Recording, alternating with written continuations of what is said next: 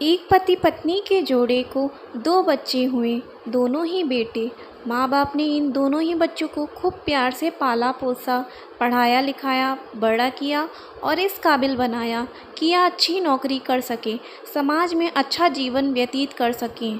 अपने बच्चों के लिए दिन रात कड़ी मेहनत करके एक बंगले जैसा 2 मंजिला घर बना कर दिया, ताकि दोनों बेटे शादी के बाद भी एक साथ लेकिन अलग अलग कमरों में रह सकें, ताकि आगे चलकर कभी बंटवारे का विचार ना आए और इनमें लड़ाई झगड़े ना हो।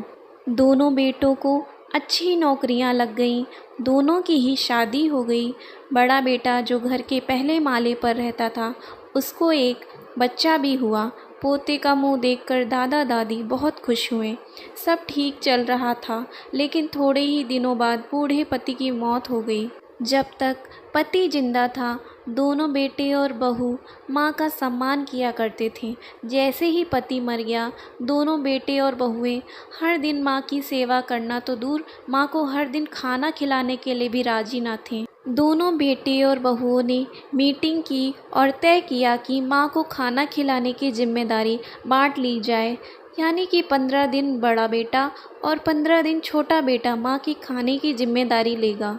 जिन बेटों को बिना दिन रात देखे भूख ना होते हुए भी और मनचाहा खाना हमेशा खिलाने के लिए जो माँ तैयार रहती थी, अब उसी माँ को बेटों के यहाँ पर दिनों के हिसाब से खाना दिया जाता था। माँ का दिल बड़ा था।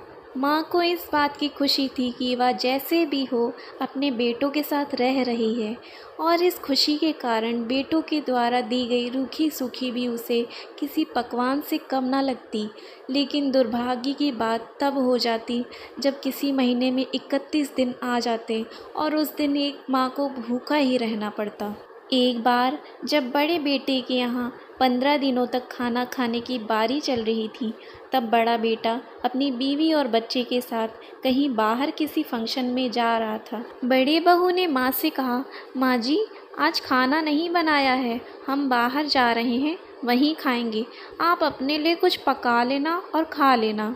बूढ़ी माँ ने कहा, लेकिन बेटा, मुझे तो गैस चलाना नहीं आता। बहू ने कहा, तो फिर ऐसा कीजिए कि पास वाले मंदिर में भंडारा लगता है, आप वहीं पर जाकर खा लीजिए, तो आपको गैस चलाने की ज़रूरत ही नहीं पड़ेगी। पास में ही खड़ा बेटा और पोता यह सब सुन रहे थे, लेकिन कोई कुछ ना बोला। बूढ़ी माँ को भूखा ही छोड़ बेटा और बहू फंक्शन में निकल गए। माँ को थोड़ा दुख तो हुआ, लेकिन फिर अपने आप को यह सोचकर मना लिया, ठीक ही तो है, कभी कभी बहू को भी घर के काम से आराम मिलना चाहिए, और भगवान का भंडारा खाने का सौभाग्य किस्मत वालों को ही तो मिलता है। माँ खुशी खुशी मंदिर में जाकर भंडारा खा आई। कुछ दिन ऐसे ही बीत गए। एक दिन बड़े बेटे को छुट्टी थी। बेटा, बहू और उनका बच्चा अपने घर में साथ में समय बिता रहे थे। माँ बाप छोटे बच्चे को पूछ रहे थे कि वह बड़ा होकर क्या बनना चाहता है और क्या करना चाहता है।